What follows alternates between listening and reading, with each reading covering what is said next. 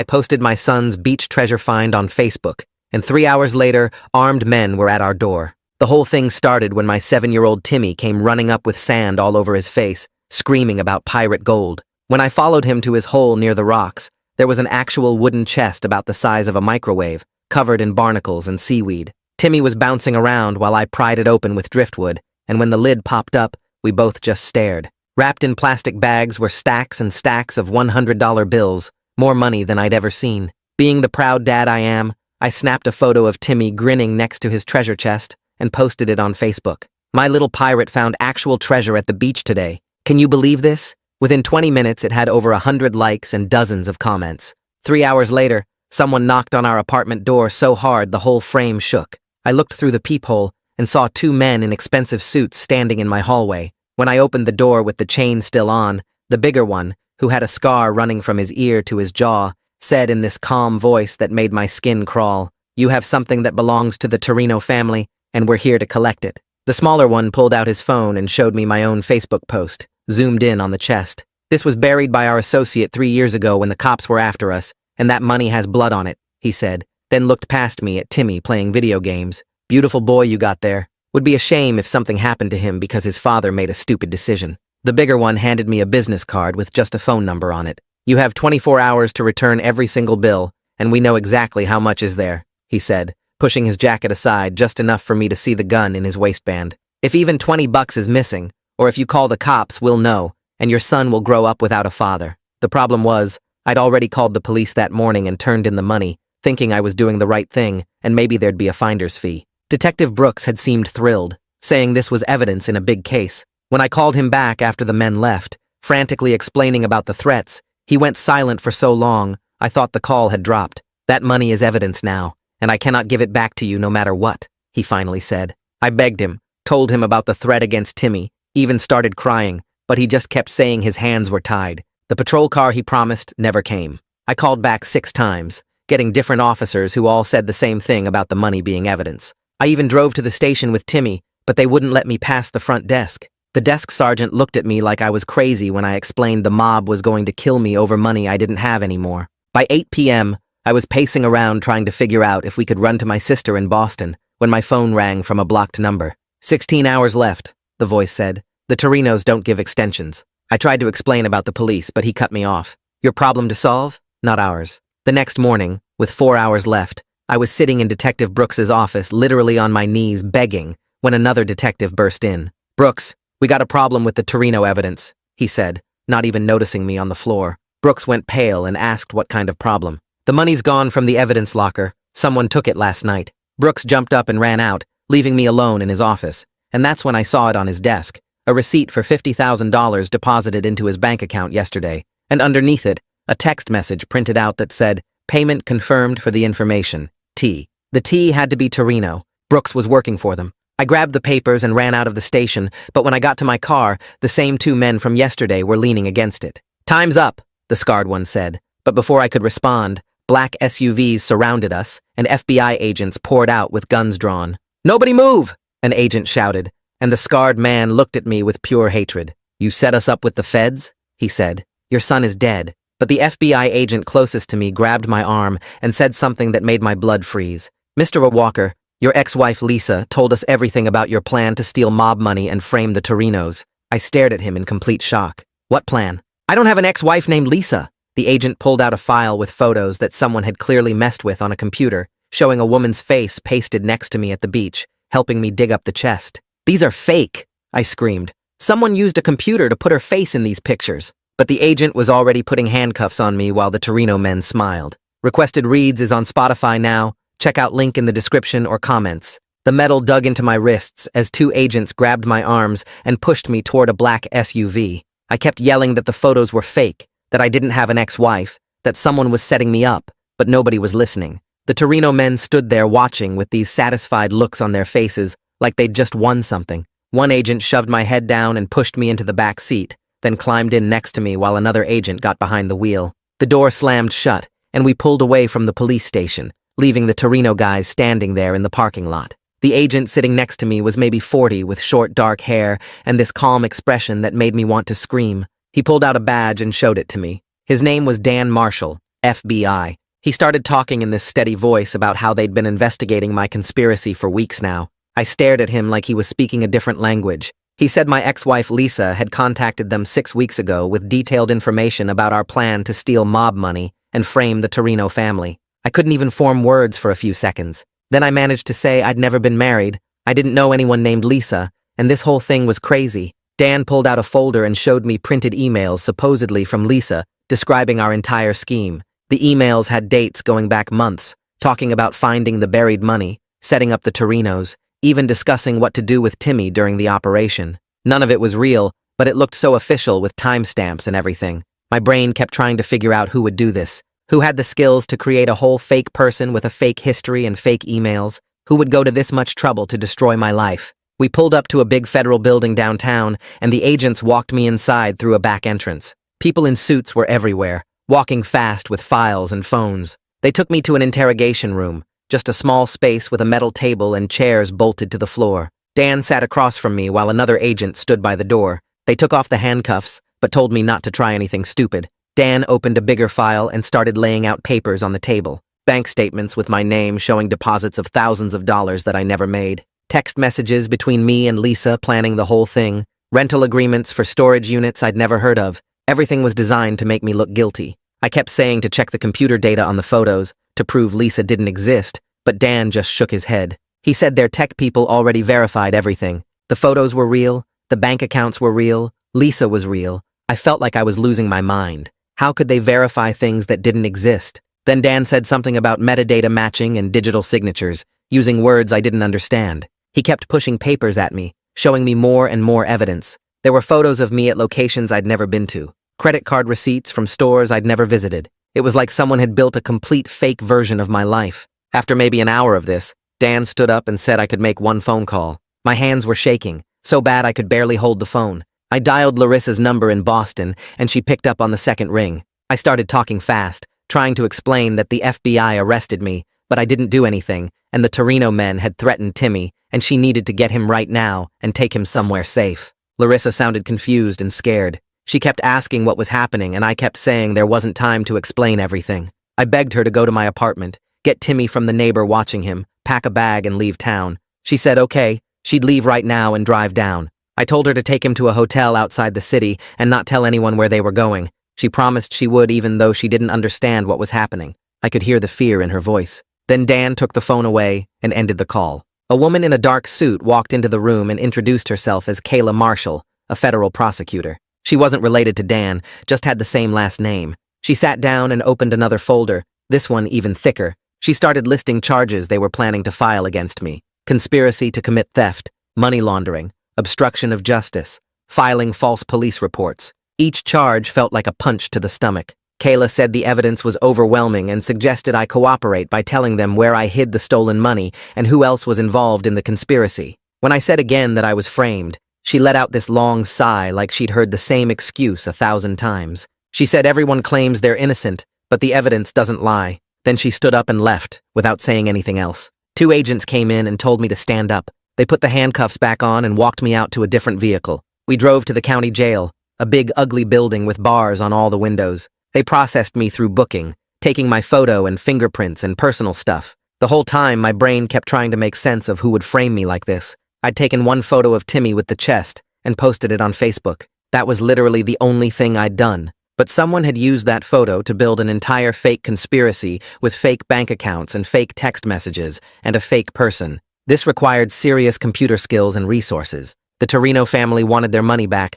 but framing me didn't get them the money. It just put me in jail where I definitely couldn't return anything. Detective Brooks was corrupt and working with the Torinos, but he already had the money. Why would they need to frame me too? Nothing made sense. They put me in a cell with another guy who was maybe 30, covered in tattoos. He told me he was waiting for trial on drug charges. He started explaining the basic survival rules for jail, like don't make eye contact with certain people and don't touch anyone's food.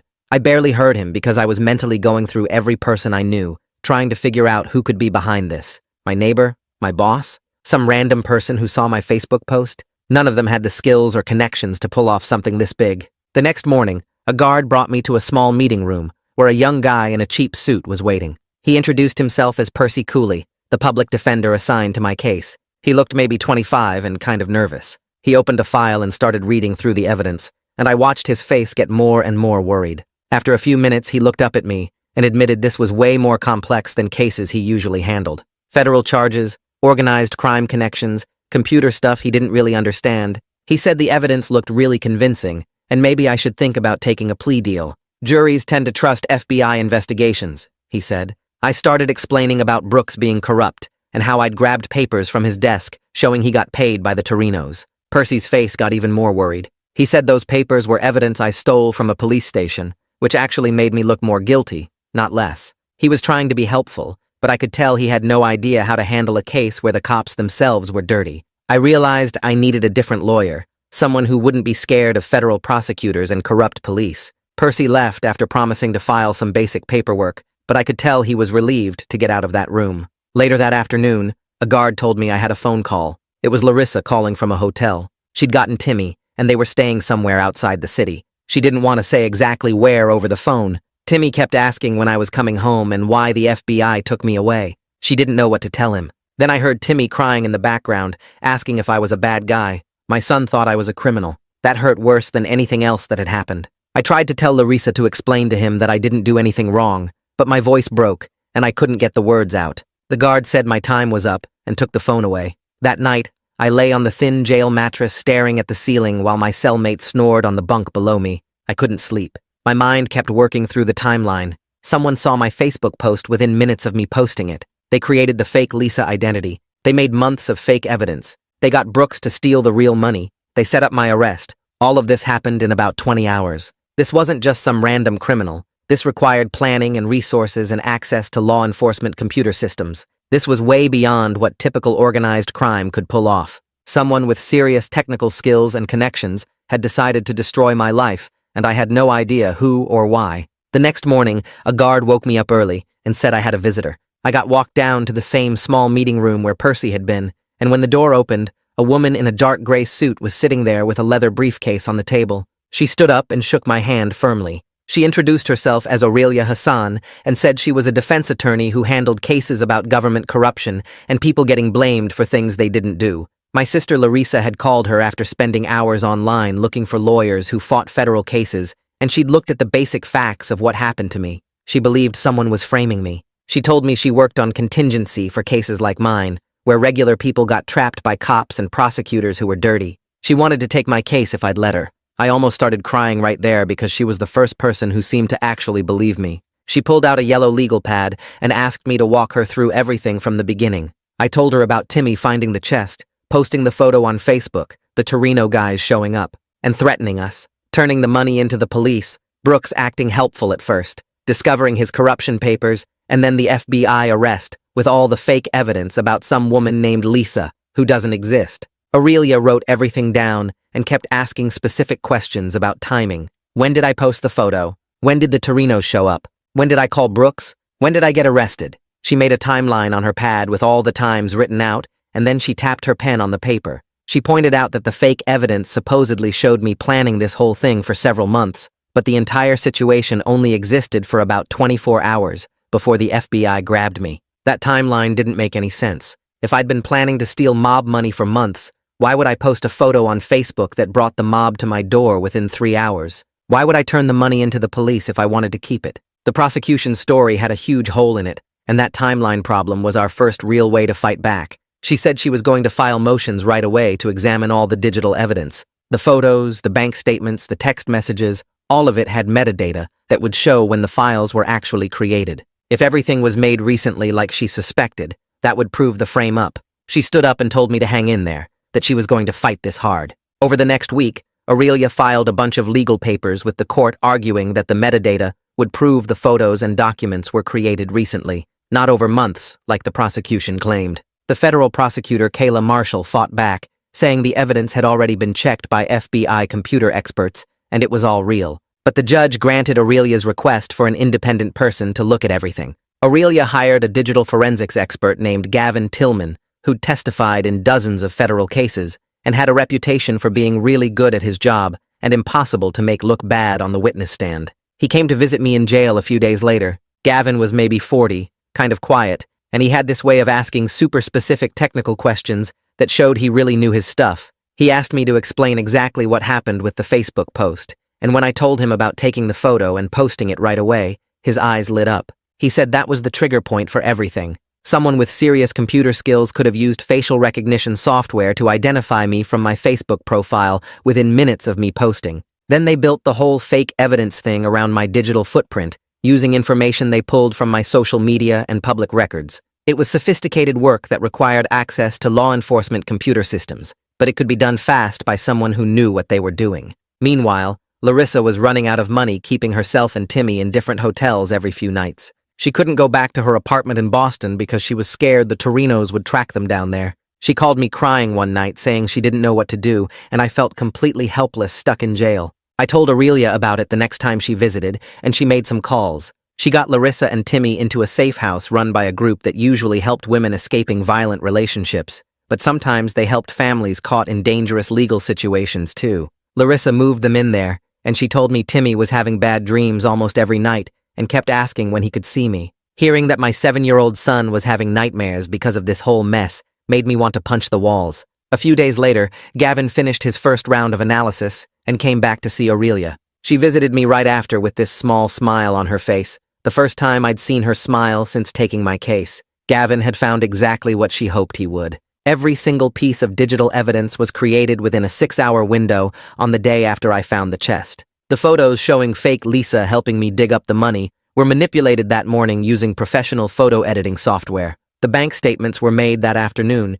using templates that matched real bank formats. The text messages were backdated, but all created in the same batch of files. Whoever framed me worked really fast, but left digital fingerprints all over everything. The metadata didn't lie. Aurelia immediately filed an emergency motion to dismiss the charges based on Gavin's findings. The judge ordered a hearing to look at the evidence, and I got brought to the courthouse in handcuffs and an orange jumpsuit. Gavin took the stand and presented his analysis, showing exactly how each piece of evidence was fake and when it was created. He had charts and graphs and technical explanations that made it crystal clear. Kayla Marshall looked genuinely shocked, sitting at the prosecutor's table. She kept flipping through her own files like she couldn't believe what she was hearing. The judge didn't dismiss the charges right then, but he ordered the FBI to do their own independent check of everything, and he said I could post bail over Kayla's objections. The bail was set at $50,000. Larissa used her entire retirement savings to pay it, and 8 days after getting arrested, I walked out of that jail into the sunlight.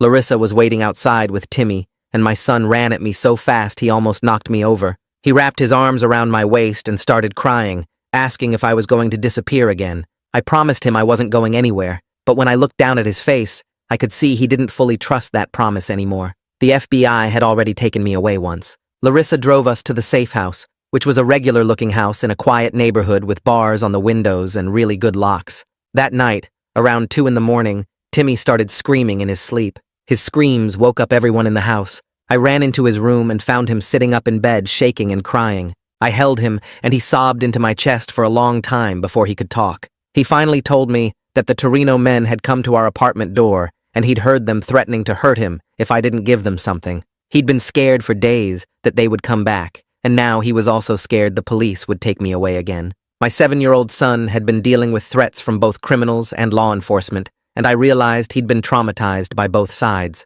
The people who were supposed to protect us had hurt him just as much as the bad guys. The next day, Aurelia set up a meeting with an internal affairs investigator named Quentin Buckner, who handled corruption cases inside the police department. We met him at a coffee shop away from the police station. I showed him the papers I'd grabbed from Brooks's desk, the bank receipt showing $50,000 deposited into Brooks's account, and the text message saying payment confirmed from someone with the initial T. Quentin looked at the papers for a long time without saying anything. He was skeptical at first, asking how I knew these were real and not something I'd made up. But then Aurelia pulled out copies of Gavin's forensic analysis, showing the frame-up, and she walked him through the whole timeline of what happened. Quentin's face got more serious as he listened. He finally said he would open an official investigation into Brooks, but he warned us it would take time, and we shouldn't expect fast results. Internal affairs moved slowly and carefully, especially when investigating one of their own detectives. But at least someone was finally looking into Brooks's corruption,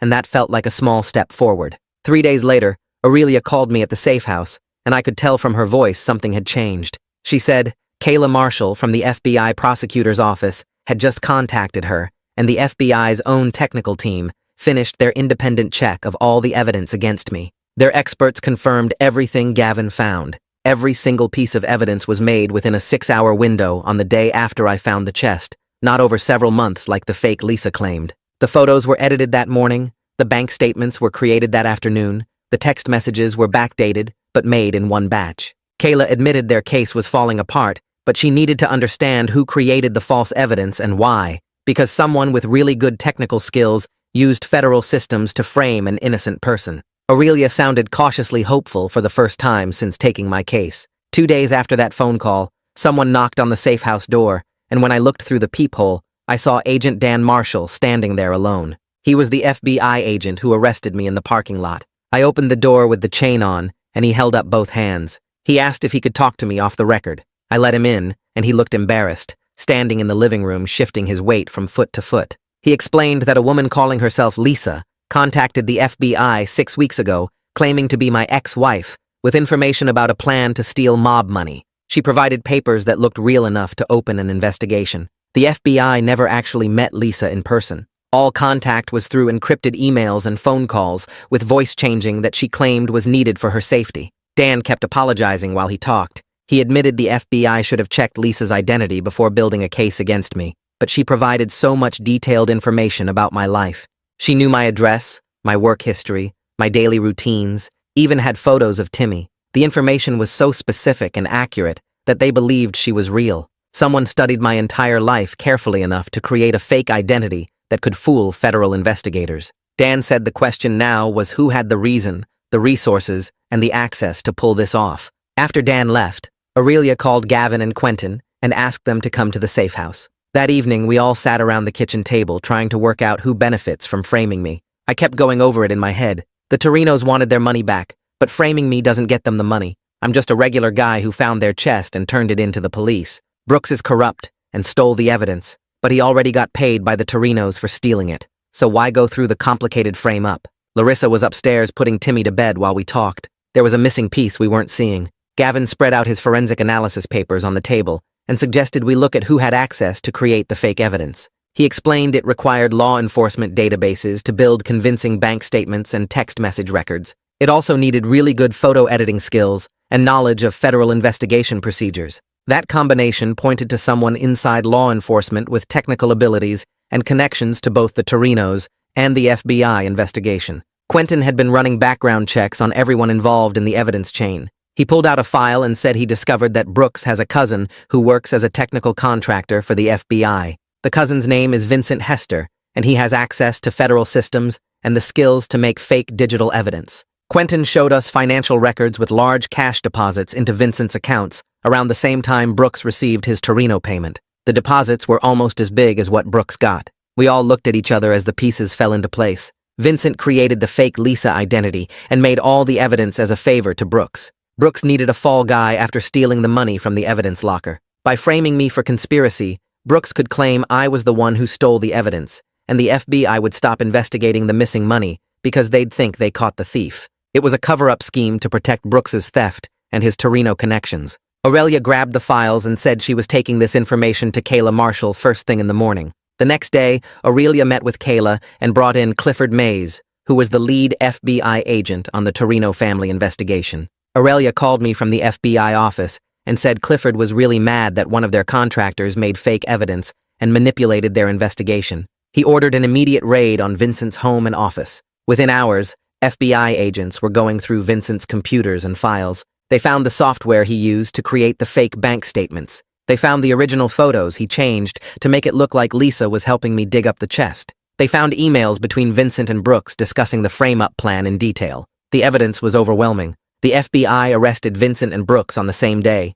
Both men were charged with conspiracy, evidence tampering, obstruction of justice, and fraud. Brooks tried to claim he was working undercover to get inside the Torino family, but the bank deposits and text messages proved he was actually on their payroll the whole time. Vincent got a lawyer immediately and refused to talk, but the evidence from his computers was so strong it didn't matter if he talked or not. 2 days after the arrests, Kayla Marshall formally dropped all charges against me. She issued a public statement saying I was the victim of a complicated frame-up done by corrupt law enforcement officers. She apologized for my wrongful arrest and detention, She promised a full investigation into how the FBI was manipulated into building a false case against an innocent person. The apology felt empty after everything Timmy and I went through, but at least my name was cleared and people would know I didn't do anything wrong. Aurelia called me the day after the charges dropped and said we needed to talk about the Torino family. She came to the safe house and sat across from me at the kitchen table, her face serious. The scarred man and his partner were both locked up on weapons and threatening charges from the parking lot arrest,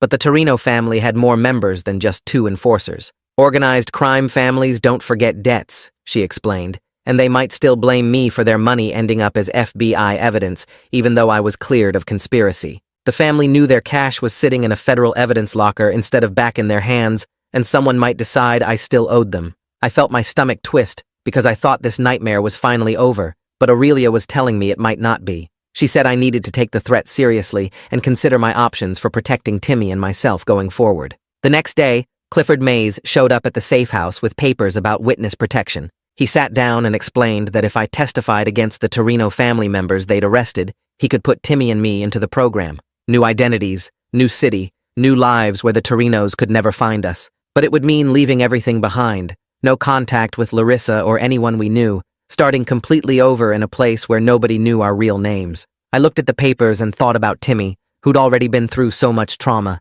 Moving him away from his aunt, his school, everything familiar seemed like it would hurt him more than help him. He was already struggling to feel safe, and ripping him away from the few stable things in his life felt wrong. I told Clifford I'd testify without witness protection, and he looked concerned, but said he'd assign FBI agents to provide security for our apartment instead. He made me sign papers acknowledging the risk, and then he had agents install new locks and a full security system at our place. We moved back to our apartment 3 days later, and Timmy was scared the moment we walked through the door. He kept looking at the spot where the Torino men had stood when they threatened us, and his hands were shaking. That first night back, he refused to sleep in his own room. He dragged his blanket and pillow into my room and made a spot on the floor right next to my bed where he could see the door. I tried to convince him his room was safe now with all the new locks and cameras, but he just shook his head and curled up on the floor. Larissa drove down from Boston and stayed with us for a few weeks, sleeping on the couch and helping Timmy adjust to being home. She made breakfast every morning and walked him to the school,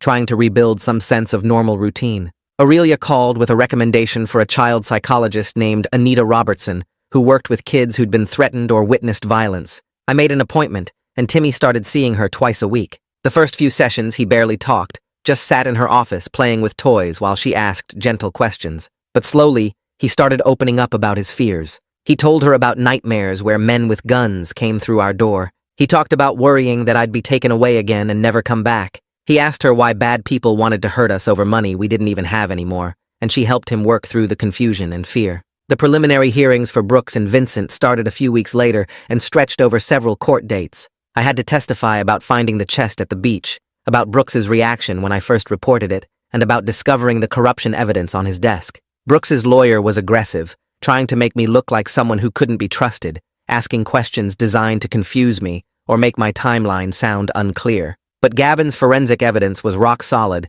and the papers I'd grabbed from Brooks's desk proved the corruption without any doubt. The judge reviewed everything and ordered both men held without bail while they waited for trial. The Torino family prosecution moved forward at the same time, with the scarred man and the smaller man both facing federal racketeering charges, along with several other family members the FBI had arrested. Clifford Mays explained to me that my testimony about the threats and the buried money helped establish the family's ongoing criminal enterprise. The money itself, which had been recovered from Brooks's house after his arrest, provided evidence of their drug trafficking operations from 3 years ago, when they'd buried it to hide it from police.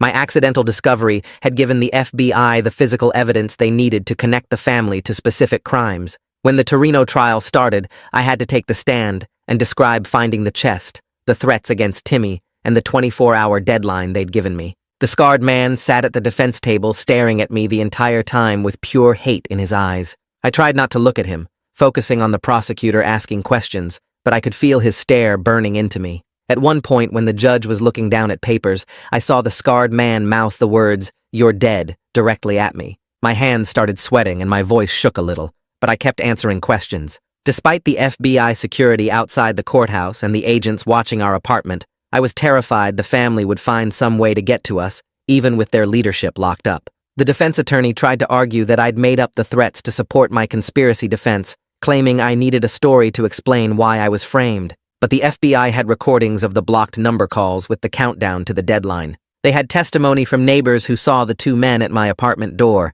They had the business card with just a phone number that the scarred man had handed me. The evidence was overwhelming. The jury went out to think about their decision and took 3 days, which felt like forever. When they came back, they said guilty on all counts for both enforcers and 2 other family members. The scarred man showed no emotion when the verdict was read, but his lawyer tried to argue for a lighter sentence. The judge wasn't having it and sentenced him to 25 years in federal prison. 2 months later, Brooks's trial date arrived, but he never made it to court. The evidence of his corruption was so overwhelming that he took a plea deal rather than face a jury. He admitted to stealing the evidence from the locker, accepting payments from the Torino family, and conspiring with Vincent to frame me as a cover-up for his theft. The plea deal got him 15 years in federal prison, and he lost his pension and law enforcement credentials permanently. I didn't go to his sentencing, but Aurelia called me afterward and said he'd looked defeated and old standing in front of the judge. Vincent went to trial, and his lawyer tried to claim he was just following Brooks's instructions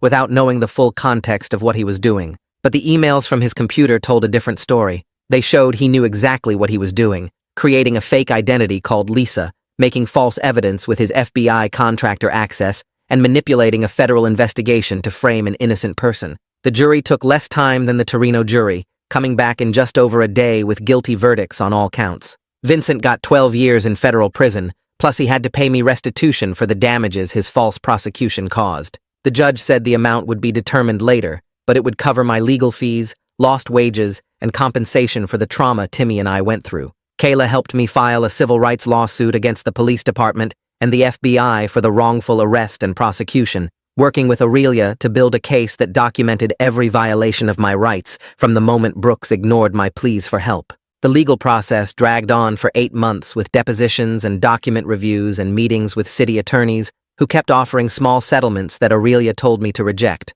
Finally, they offered an amount that made Aurelia smile and tell me to take it, enough to cover all of Timmy's therapy bills for years, replace the retirement savings Larissa had spent on my bail, and give us some actual financial security while I figured out what came next. The money showed up in my account on a Tuesday morning, and I sat staring at the balance on my phone screen for 10 minutes because I'd never seen that many digits in my bank account before. It didn't undo the trauma or give back the weeks Timmy and I spent terrified and separated, but it meant I could stop worrying about bills while focusing on helping my son heal. Timmy continued his twice-weekly sessions with Anita, and slowly, over the following months, he started sleeping in his own room again, though he needed a nightlight plugged in near his bed, and the door left open so he could see me down the hall. The nightmares came less often now, maybe once a week instead of every single night, and when they did happen, he could usually calm down faster with Captain curled up next to him. Anita said he was making good progress and starting to talk about the beach again, without his breathing getting fast and his hands shaking. She also warned me that kids are tough and bounce back from things, but the trauma would probably affect him for years in ways we couldn't predict yet, maybe showing up as trust issues or anxiety when he got older. 6 months after that Facebook post that destroyed our lives, I took Timmy to a different beach about 2 hours north, one far away from the rocks where he'd found the chest. He ran around in the sand building a normal castle like a 7-year-old should, using a plastic bucket and shovel we'd bought at a convenience store on the drive up. When he finished patting down the towers and digging a moat around the whole thing, he called me over and asked if we could take a photo of his castle. I pulled out my phone but hesitated with my finger over the camera button, and Timmy noticed right away. This time I took the picture and opened my messages and sent it only to Larissa in a private text, not posting anything publicly where strangers could see it. Timmy watched me send the private message and nodded, then said it was okay, because this one was just sand, not anything that would make bad people come looking for us. Larissa had been visiting every weekend since the trial ended, driving down on Friday nights and staying through Sunday afternoon, and she'd become Timmy's safe person besides me, someone he trusted completely, who had been there during the worst parts. She talked about moving closer to us for good, maybe finding a job in our city so she could be nearby if we needed her instead of 2 hours away in Boston. I told her she didn't have to mess up her whole life for us, but she said family takes care of family, and after everything we'd been through, she wanted to be close enough to help. The FBI closed their Torino family investigation with multiple convictions and the total dismantling of their drug operation that had been running for over a decade. Clifford called me one afternoon to say that my accidental discovery of the buried money had ended up being the break they needed to take down an organization they'd been investigating for 5 years without making real progress. He said I should feel good about that contribution to justice, but honestly, I just felt tired and grateful that Timmy and I had survived. I started a new job at a company across town after spending 3 weeks sending out applications and going to interviews. My old employer had been understanding about the arrest and told me I could come back once the charges got dropped, but I couldn't face walking into that office where everyone knew about the accusations, even though they turned out to be fake. The new job paid slightly better, and none of my coworkers knew anything about what happened unless they decided to Google my name, which I hoped they wouldn't bother doing. Timmy went back to the school after missing 3 weeks, and his teacher knew about the situation and promised to watch for signs of trauma or behavior changes that might need attention. He was doing okay with his schoolwork and keeping up with the other kids, but he was way more anxious than he used to be before all this started. He worried if I was even 5 minutes late picking him up from the school, standing by the fence scanning the parking lot until he spotted my car. He needed me to tell him constantly that everything was fine, and we were safe, and nobody was coming after us anymore. Anita said this kind of constant worry was normal after what he'd experienced, and it should get better over time with continued therapy and consistent routines. One afternoon, while we were eating dinner at our kitchen table, Timmy put down his fork and asked me why bad people wanted to hurt us when we didn't do anything wrong. I struggled to find words that would make sense to a 7-year-old, trying to explain that sometimes people make terrible choices that end up affecting innocent people who just happen to be in the wrong place. I told him the world isn't always fair and bad things happen to good people, but there are also good people who fight to make things right when they can. He thought about this for a minute, then asked if we were the good people in our story. I told him yes, we definitely were, and so was Aunt Larissa, who dropped everything to help us, and Aurelia, who fought for us in court, and all the other people who stood by us when things got scary. Aurelia became more than just my lawyer after the case ended, checking in regularly to see how Timmy and I were doing and making sure we were okay. She helped me understand my legal rights regarding the settlement money and showed me how to protect it for Timmy's future instead of just spending it. She said cases like mine were exactly why she became a defense attorney in the first place, because the system fails innocent people way more often than most people realize,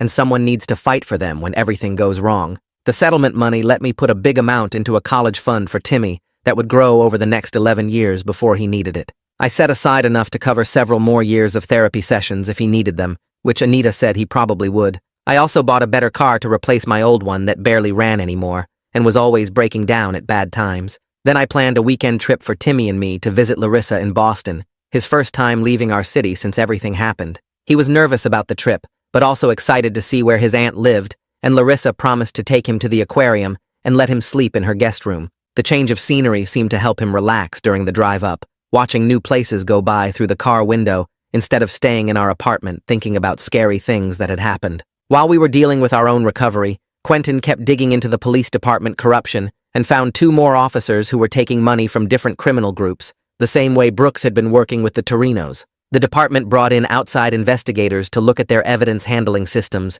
and found so many problems with how they stored and tracked evidence that the chief had to hold a press conference apologizing for letting it get so bad. They put in new rules about who could access evidence and installed cameras in all the storage areas and made officers sign logs every time they touched anything. It felt weird knowing our nightmare led to all these changes, but at least other people might not get screwed over the same way we did because the system failed so badly. 8 months after Timmy found that chest on the beach, we finally had something that felt like a normal life again, with regular schedules and predictable days. Timmy went to the school every morning and I went to work, and he had therapy twice a week with Anita, and Larissa drove down most weekends to spend time with us. The FBI agents who had been watching our apartment for months after the Torino convictions finally stopped coming around, and I used some of the settlement money to put in better locks on all the doors and windows, plus security cameras outside that sent alerts to my phone if anyone came near our door. Both Timmy and I felt safer being able to check the cameras and see that nobody was lurking around, and the new locks were solid metal instead of the cheap ones that came with the apartment. We were learning how to live with what happened instead of letting it take over every thought and every day. One evening while we were eating dinner, Timmy put down his fork and asked if we could get a dog because he thought it would help him feel less scared when he was home. I called Anita the next day to ask if she thought it was a good idea, and she got excited and said having a pet to take care of could really help his emotional recovery by giving him something positive to focus on and a companion that made him feel protected. Larissa offered to help watch the dog during the day when I was at work, and Timmy was at the school, so the next Saturday we drove to an animal shelter across town to look at dogs that needed homes. Timmy walked past the first few kennels looking at all the dogs jumping and barking, but then he stopped at one with a medium-sized brown and white mixed breed that was just sitting calmly watching people go by. The dog came over when Timmy put his hand near the fence and licked his fingers, and Timmy looked up at me with this huge smile and said this was the one he wanted. The shelter worker told us the dog was about 3 years old and had been brought in after his previous owner moved away and couldn't keep him, and he was gentle and already house-trained and good with kids. We filled out the adoption papers and paid the fee and brought him home that afternoon with a leash and food bowls and a bag of dog food. Timmy named him Captain because he said every treasure hunter needs a captain, and that first night, the dog slept on the floor right next to Timmy's bed, like he knew his job was to keep watch. As the calendar moved toward the 1-year mark since we found the chest, I started feeling anxious about that date coming up, because I knew it would bring back all the memories of the threats and the arrest and everything terrible that followed. I mentioned it to Anita during one of Timmy's therapy sessions, and she suggested we create a new positive memory on that exact date, instead of sitting around thinking about the bad stuff that happened a year ago. Larissa drove down the day before the anniversary, and we all piled into my car early in the morning to drive to an amusement park about 2 hours away that Timmy had been begging to visit for months. We spent the whole day riding roller coasters and spinning rides and playing the games where you try to win stuffed animals, and we ate way too much cotton candy and funnel cake and hot dogs. Timmy laughed the entire day in a way I hadn't heard since before that Facebook post destroyed our peaceful life, and watching him be a normal, happy kid again made me realize we really were going to be okay eventually. We took Captain with us, and he waited in the car during the rides, but got to walk around the park with us and eat bits of our food, and Timmy kept saying it was the best day ever. During one of Timmy's regular therapy appointments a few weeks later, Anita called me into the room at the end of the session looking pleased, and she told me Timmy had spent the whole hour talking about things he wanted to do when he grew up, and places he wanted to visit, and normal kid dreams about the future. She said this forward-looking perspective was a major sign of real healing, because for months, he had only been able to focus on scary things that already happened and worry about bad things that might happen next. He was developing healthy ways to cope with stress and anxiety, and while he would probably always carry some effects from the trauma, he was building resilience that would help him handle difficult situations in the future. I asked if we could reduce the therapy sessions since he was doing so much better, but Anita recommended we keep the twice-weekly schedule for now and maybe drop to once a week in a few more months. One afternoon, I got home from work and found a letter in the mailbox from the federal prison where Brooks was serving his sentence. And when I opened it, there were 3 handwritten pages explaining how he got involved with the Torinos because of gambling debts that got out of control. He wrote that he never intended for an innocent person and their kid to get caught up in his corruption, and he thought about what he did to us every single day, and he knew his apology couldn't undo any of the damage or give back the months of fear and trauma we went through. I read the whole letter once while standing in the kitchen, and then I tore it into pieces and threw it in the trash, because his regret didn't change anything about what Timmy experienced, or make the nightmares go away, or erase the fact that my 7-year-old son had to hear men threaten to kill him. A few weeks after that, Larissa called with news that made Timmy jump around the apartment cheering when I told him. She had found a job in our city and was moving into an apartment about 20 minutes away from us, which meant she would be nearby permanently instead of just visiting on weekends. Timmy was so excited to have his aunt close that he insisted we help her move in, and we spent a whole Saturday carrying boxes up to her new place while Captain explored all the rooms. Larissa started coming over for dinner twice a week, and she showed up for every one of Timmy's school events and therapy appointments and soccer practices. Having family that close made both of us feel more secure, like we had backup people who cared about us if anything ever went wrong again. The FBI called one morning to say they were done with the wooden chest itself since the money had been the important evidence, and they asked if I wanted to pick it up from their evidence facility or if they should dispose of it. I asked Timmy what he thought, and he said he wanted to keep the chest as a reminder that we survived something terrible and came out okay on the other side. We drove to the FBI building and signed papers to get it released, and then we took it home and cleaned off all the remaining sand and salt stains until it looked almost new. Timmy decided to use it to store his favorite toys and books, and he told me it was his treasure chest now, but the real treasure wasn't money. It was that we were safe and together, and nobody was trying to hurt us anymore. My job started feeling like a positive part of my day, instead of just something I had to do to pay bills. My coworkers were friendly and included me in lunch groups and after-work activities, and my boss was reasonable about time off when I needed to take Timmy to appointments.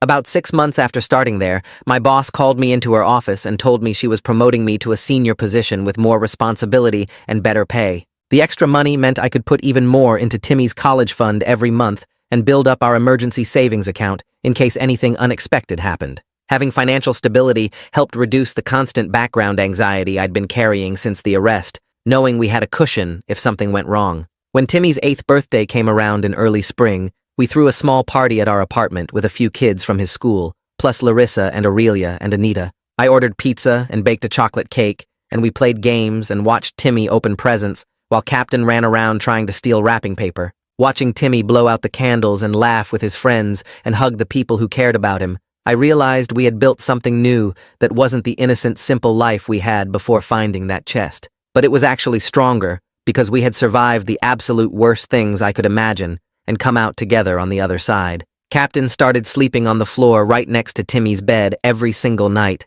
and whenever Timmy woke up from a nightmare, the dog was already there before I could even get down the hall. I'd find them in the morning with Timmy's arm draped over Captain's back, and both of them breathing slow and peaceful. Anita noticed the change during one of our therapy sessions when Timmy told her about how Captain knew when the bad dreams were coming and would put his head on the bed before Timmy even fully woke up. She said the routine of feeding Captain and taking him for walks was giving Timmy structure and confidence he didn't have before, and the physical act of caring for something else was helping him process his own need for safety. When we got home that day, Timmy filled Captain's food bowl, and the dog sat patiently waiting until Timmy said it was okay to eat, and I watched my son smile at having something depend on him in a good way. About 3 months after the birthday party, a woman named Jordan started in the marketing department at my company, and we ended up eating lunch at the same table in the break room. She was friendly and easy to talk to, and after a few weeks of casual conversations about work stuff, she asked if I wanted to grab coffee after work sometime. I said yes, but told her I had a son who came first, and that I'd been through some difficult legal stuff recently that she should probably know about. Jordan listened while I gave her the basic outline about finding mob money and getting framed and fighting to clear my name, and she didn't run away or look at me like I was damaged. She asked thoughtful questions about how Timmy was doing and whether we felt safe now, and then she said she still wanted to get that coffee if I was interested. We started seeing each other once or twice a week, always making sure it didn't interfere with Timmy's schedule or needs, and she was patient about meeting him when I said I wanted to wait until I was sure this was going somewhere real. The call from Clifford came on a Tuesday morning while I was at work. The Torino family had exhausted all their appeals, and the convictions were final, which meant they were staying in federal prison for the next 20 years minimum. He explained that the remaining family members who weren't in prison had scattered to different cities, and the FBI had no intelligence suggesting anyone planned retaliation against us. The organization was effectively dismantled, and we were no longer considered at risk. I sat at my desk after hanging up and felt something release in my chest that had been tight since the day those men showed up at our apartment. That night I told Timmy that the bad people who scared us were locked up forever and couldn't hurt us anymore, and he asked if that meant we were really, really safe now. I said yes, we were really, really safe. Timmy's 1-year anniversary with Anita happened on a rainy Thursday afternoon, and she called me into her office after the session to give me an update. She said Timmy had made remarkable progress over the past 12 months and was now sleeping through most nights without nightmares. His anxiety was down to manageable levels, and he could talk about what happened without getting overwhelmed or shutting down. She credited his natural resilience and the strong bond we had, and the consistent support system we'd built with Larissa and everyone else. Timmy would continue coming once a month for ongoing support, but he'd reached all the major milestones she'd hoped for when we started. I shook her hand and thanked her for helping my son heal, and she said families like ours were why she loved her job. 2 years after Timmy found that chest on the beach, our lives looked completely different in the best possible way. Timmy was 9 years old and thriving in 4th grade with a solid group of friends who came over for playdates and video games. He'd joined a local soccer team and scored 3 goals in his last game, and his coach said he was one of the most improved players on the team. My boss promoted me again with another raise that let me max out Timmy's college fund contributions every month, and I was considered for a management position that would start next quarter. Larissa got engaged to a wonderful guy named Noah, who worked as a teacher and treated Timmy like he was already family, taking him to baseball games and teaching him how to throw a football. We'd all healed in our own ways and at our own speeds, but we definitely healed. Aurelia called one evening and invited Timmy and me to an awards ceremony where she was receiving recognition for her work on wrongful prosecution cases. The event was at a hotel downtown with maybe 200 lawyers and judges and other legal people, and Timmy wore his best button-up shirt and sat next to me in the audience. When Aurelia gave her acceptance speech, she specifically mentioned our case as an example of why defense attorneys had to fight against institutional corruption and never assume the system was working correctly. She talked about how an innocent father and his young son nearly had their lives destroyed by corrupt cops and fabricated evidence, and how close we came to a terrible injustice. Timmy leaned over and whispered that Aurelia was like a superhero, and after the ceremony when we congratulated her, he told her exactly that. She laughed and hugged him and said we were the real heroes for surviving everything that tried to break us and coming out stronger. The next weekend, I drove Timmy to a beach about 3 hours away, nowhere near the one where he'd found the chest. We spent the whole day building elaborate sandcastles and collecting shells and playing in the waves like normal people having a normal beach day. Timmy found a piece of smooth green sea glass worn down by the ocean and ran over to show me with this huge, excited grin on his face. I pulled out my phone and took a photo of him holding up the sea glass with the ocean behind him and his hair all messy from the salt water. This time I opened Facebook and wrote a caption that said, "My son found actual treasure today," and the treasure was just that piece of worn glass and the pure joy on his face. I hit post and put my phone away and went back to building sandcastles with Timmy. That night at the hotel, I checked Facebook and saw the post had gotten maybe 40 likes from friends and family members. People left nice comments about what a great day it looked like and how much Timmy had grown. Nobody showed up at our hotel room door. Nobody called with threats. Nobody tried to track us down or hurt us. It was just a completely normal Facebook post about a completely normal day at the beach, and that normalcy felt like winning the lottery. Timmy and I were taking back the simple, happy moments that got stolen from us when I posted that first photo, reclaiming them one small piece at a time. A few evenings later, Timmy was helping me make dinner when he asked if I was glad he found the chest, even though it caused so many problems. I stopped chopping vegetables and thought carefully about my answer because I wanted to be honest, but also help him understand how complicated it was. I told him that what happened was terrible and scary, and I wished we'd never gone through it. But it also showed us how strong we could be, and how many people cared about us, and how important it was to fight for what's right, even when everything seems hopeless. Timmy nodded slowly, and then said, "So, basically, yeah, but also no," and I laughed, because that was exactly right. We started creating new family traditions that became the foundation of our healed life. Every month, Larissa and Noah came over for dinner, and we'd cook together and play board games and just enjoy being family. We planned annual trips to places Timmy wanted to explore, letting him pick the destination and help plan the activities. Every other Saturday, we volunteered at the animal shelter where we'd found Captain, walking dogs and cleaning cages and helping other families find their perfect pet. These traditions built up positive memories that slowly outnumbered the traumatic ones, creating a life defined by what we chose to do rather than what had been done to us. Timmy kept a calendar on his wall marking all our special family events, and sometimes I'd catch him looking at it and smiling about something coming up next week or next month. We'd survived the worst thing I could imagine, and now we were building something better than what we'd lost. 3 years after the Facebook post that changed everything, I'm sitting on metal bleachers at Timmy's soccer game watching him run down the field with the ball, and when he kicks it past the goalie into the net, something shifts inside me. I'm not just relieved we survived or grateful we're safe anymore. I'm actually happy about the life we built from the wreckage. Timmy runs toward me after the whistle blows, with this huge grin splitting his face, and Captain starts jumping around on his leash beside me, barking with excitement, and I hear Larissa cheering from 3 rows up where she's sitting with her fiancé. This moment right here, this normal Saturday morning at a kid's soccer game with grass stains and orange slices